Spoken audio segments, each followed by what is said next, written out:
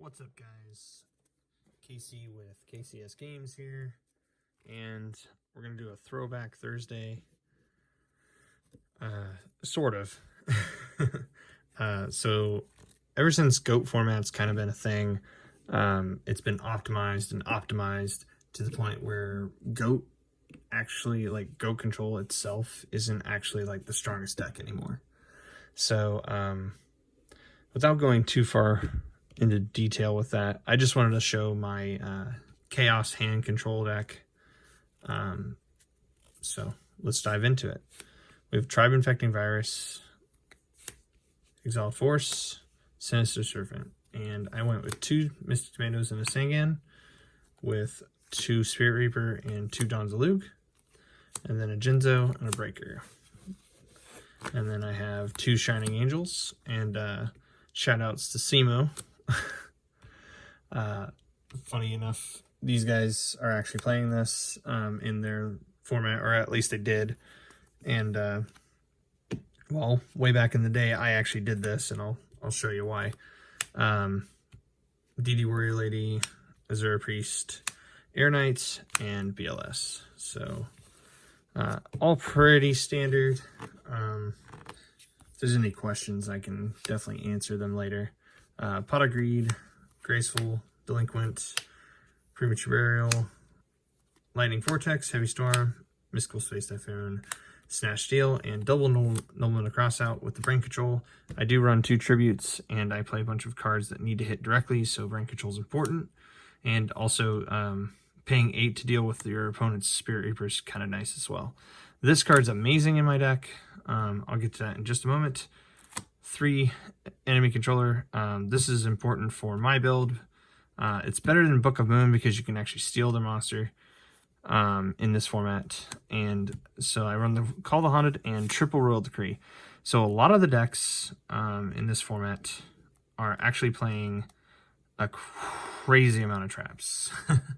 So Skill Drain's at 3 in this format. There's Sacred Armor, Mirror Force, Torrential, Ring of Destruction, Compulse, a bunch of different traps. And so I really like main decking the decrees. I did this back then when I actually played in the format in real life. So about creature swaps. So there's a lot of times where I'll start off with, let's say, Mystic Tomato and Royal Decree. So I would normal summon this so it didn't get hit with Noble to cross out. And then obviously my Royal Decree would stop them from using their traps. They would usually set a monster because they're not trying to get into this. So their monster could be anything like Gravekeeper Spy. It could be Magical Merchant. It could be all sorts of different things. There was tons of stuff back then. But the point of creature swap is to do something insane, like having Mystic Tomato and Shining Angel. So starting off with either one of these, and then your opponent's having a monster, you just creature swap one of them to your opponent, crash them into each other, and then you get 2 hand rips. So you can go into Dawn or Spirit Reaper, and then the White Magical Hat. And so you get to rip 2 cards out of their hand. That's pretty much the gist of that. Moving on. There's no extra deck. Back in the day, there wasn't really anything to do with it. There was no links. There was no XYZs, no synchros, nothing.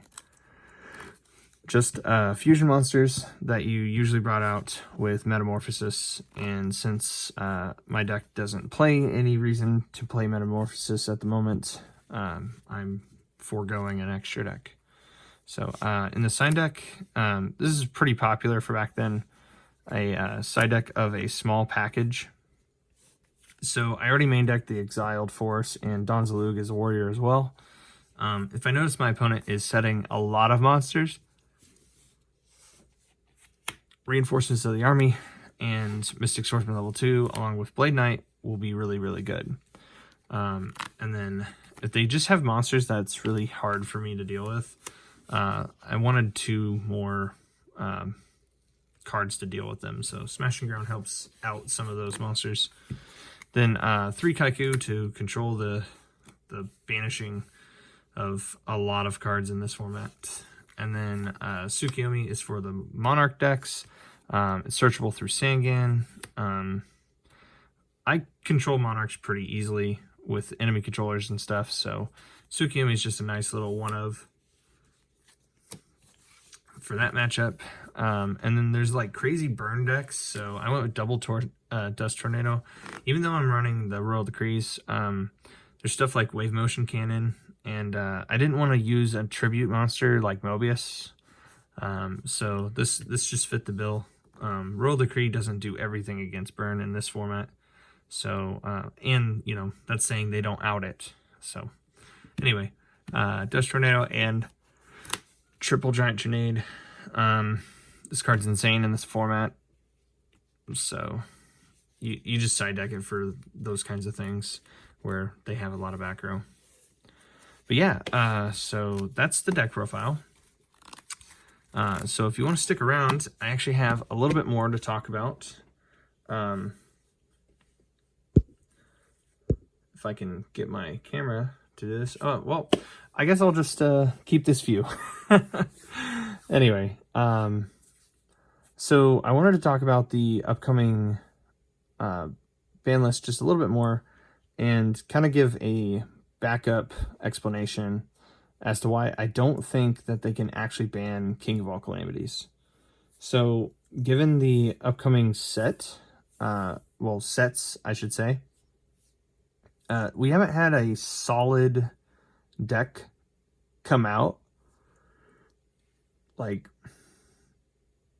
Konami's not going to push stuff that's like way old, right? So they're not going to lift cards like Mirage Stalio and like, I don't know why I'm picking on Salamangreat, but like any of those cards, they're not going to bring that stuff back when they're trying to push product. It's just not a thing that'll happen. And so I guess it sort of falls in line with the Throwback Thursday, is because I learned this like several years ago when I was playing very competitively. I started learning the curve of how Konami kind of likes to form their ban lists, and it is unfortunately for the player base, it's 90% of it is based off of the product that's coming out. And I'm gonna tell you what, there's plenty of cards that hit Calamities and also make Calamities worthless. So I don't know if you've played the Eldritch versus Virtual World matchup, but you don't go into Calamities in that matchup.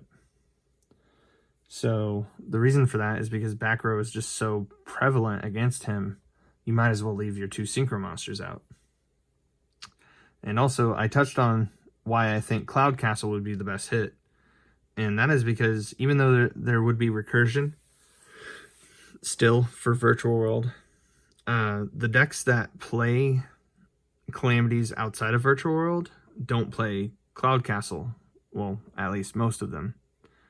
So the whole point would be for Cloud Castle to be hit because it's just a cheap common. Like no one's gonna be super heartbroken if that gets destroyed on the list. And Calamities, I'm not saying it should be at 3. They should probably just hit it to 1 and, you know, let it be at 1. It's not a great solution because I know the card's a pain. Like I'm not trying to justify it, but the thing is, guys, they're gonna leave the meta alone on this next list, and it's because they haven't solidified any. Whew, I'm so sorry. I have to stop doing these so late at night. But anyway, they haven't solidified any upcoming decks. I mean, they gave us War Rocks, for God's sakes. Those just are not strong archetypes. So for people expecting hits on Drytron and Virtual World, they're not going to be huge. They're not. I think I think Virtual World needs to be hit on their consistency, and I think Drytron needs to be hit on their inboard because they are so consistent.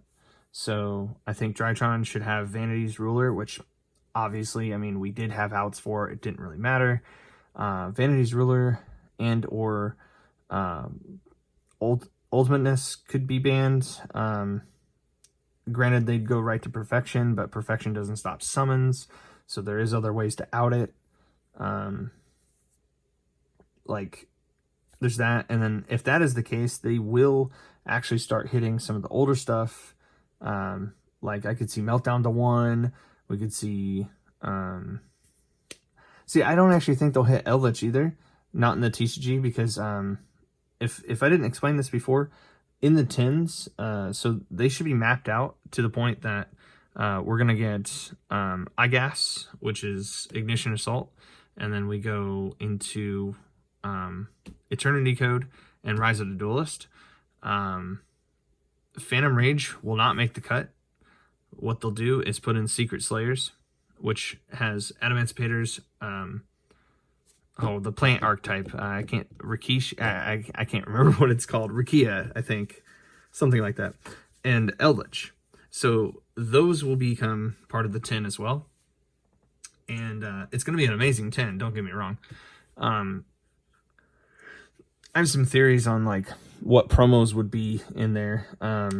For starters, I think Firewall Dragon, because they're not just going to bring it back with an errata on a very hard version of it to get back. So at some point, we're going to get the errata on another easy to get card.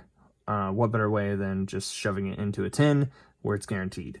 So I think we'll do that. So we'll probably have a couple other 10s or 10 cards, probably new ones to help push it even further. I expect a little bit of reprints too. So like I said, if you guys are interested, just comment down below. Let me know. I'd totally love to share my opinions on that a little bit more, maybe in another competitive corner. But yeah, anyway, moving on. So the 10s are going to protect... I feel it would protect Adamantipator and Eldritch, because these are their mass reprints, I guess. So with that being said, we have no reason to believe that the format will shift like a crazy amount. I honestly, I could see 0 hits. This ban list is very weird because we are in a stale format a little bit, but also at the same time we're in the quarantine series, however you want to call it.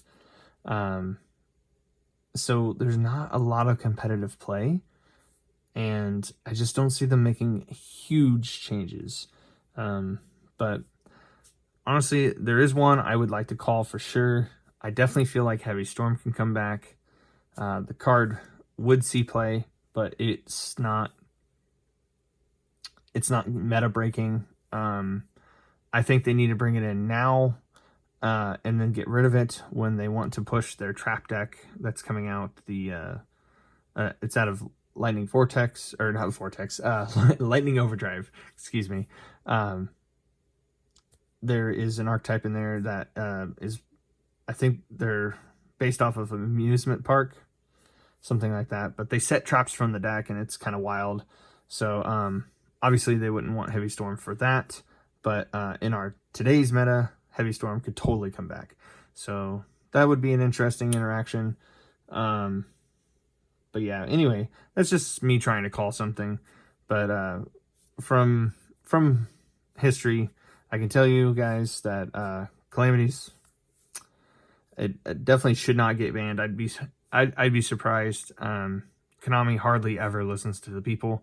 They only have product in mind, and getting rid of Calamities right now would shut down one of their top decks. They don't want to do that. Drytron being at the tippy top of the format would cause a lot of decks to have problems. It's nice that we have that balance between Virtual World and Drytron. but they're not the best decks. Like they top more because people play with them more. There's plenty of decks that can actually beat both of them. I mean, we just saw the Invitational. There were Subterrors that won with a bunch of Floodgates. Like, there's a reason for that. It's literally because the decks are not the end-all be-all. They're not the strongest decks. There is not just 2 decks in the meta.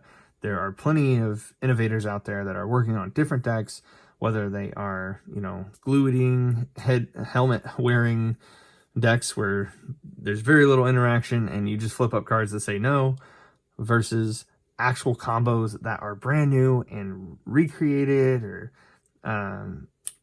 just so amazing to the point that you can actually maneuver through multiple hand traps.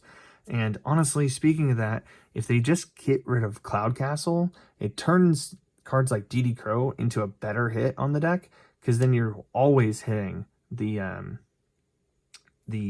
search spell, which normally you wouldn't, because you have to save it for Cloud Castle, which honestly, if they make number 75, you were never DD Crowing anything. But what's really cool is you can hit the trap too. When it banishes to revive, you can hit whatever they were going to revive. So that makes DD Crow stronger against the deck when it normally wasn't able to. And then also, without Cloud Castle, it's really hard for them to recover if they get hit with Nibiru. So that would almost definitely say that they can't play Prosperity anymore, because they would have to be forced to make number 75. The Bamboozling Gossip Shadow, I think is how his name goes. But yeah, that deck, tons of weaknesses. If you just hit Cloud Castle, I think that would fix the problem. Calamities can be 2 or 3 or 1. It doesn't really matter. I think Cloud Castle's the issue. If you ban VFD, obviously, or Calamities, whatever. If you ban him, obviously, they're not even going to play Cloud Castle. So, or at least I don't think they would. They might do it, the Gotham's hand loop thing with Inner Blathnir. That could be a thing, I suppose, but we'll have to wait and see. But honestly, I think that deck can get hand trapped into Oblivion, so it's not really going to be a thing. And then, like I said, for Drytron, in the ban list video, I just can't see them hitting Ben 10 right now. Ben 10 is a brick if they draw too many of her. B, she is a fairy to go along with one of the only ways they have ways to fight the hand traps, with being coupled with Orange Herald. And Benton facilitates more weakness to Droll. So, like, why would they help the deck get better, in a sense? I think, honestly, if they shifted to another version of the deck, that could cause more problems than them just running Ben 10. I'm not saying it's better because Ben 10 exists right now, but I'm saying if they take away Ben 10, they could be better and stronger against the format, potentially. Having that extra space and being forced to play it a different way, we could see them using the new trap, or we could just see them fall off the face of the earth. And Konami doesn't want to do that either. So I do think a lot of people would just drop the deck if Benton got hit, but honestly, I think it's okay, and I think putting her to 1 would actually make the deck very strong, considering they would go to different options for things, and so they'd have the best of both worlds. I think if they just put it to 1. I know how weird that sounds, but if Virtual World's getting checked at the same time, I think Drytron would become the best deck in terms of those two. So I should say the better deck. But yeah, they're both still going to struggle against the Rogue. And then Dinosaurs, they're not going to do anything to those Floodgate decks. They already struggle enough in the meta because they were really only good against combo decks. They would slam down something like Dark Ruler No More, slam down Trano, and then go in. Like, that was the reason. But they didn't have to care about hand trapping. But anyway, I've talked for about 20 minutes. I definitely will be doing Pokemon, unless enough of you want to see more decks for GOAT format. I have plenty to go off of. Just a spoiler, I have the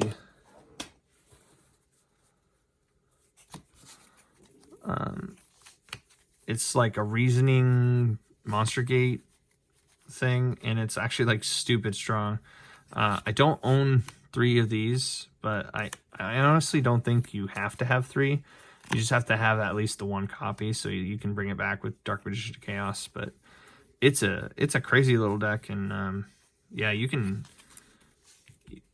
Well, I can profile it if there's enough interest, but I think as it stands right now, I'll definitely do Pokemon next week. We're going to be reverting back to Season 7's rules, which is unfortunate because I really enjoyed having the legendaries. But anyway, I digress. So I'll see you guys next time on Saturday when I go over the deck that I choose to play at my local. I have it narrowed down to either the Lyrilusc Tri-Brigade or a variation of Drytron. So we'll see what I come up with. It's probably going to be Lyrilusc, but we'll see. Yeah, so like, comment, subscribe, hit the bell for the notifications, and I will see you guys in the next video. Thanks. Bye.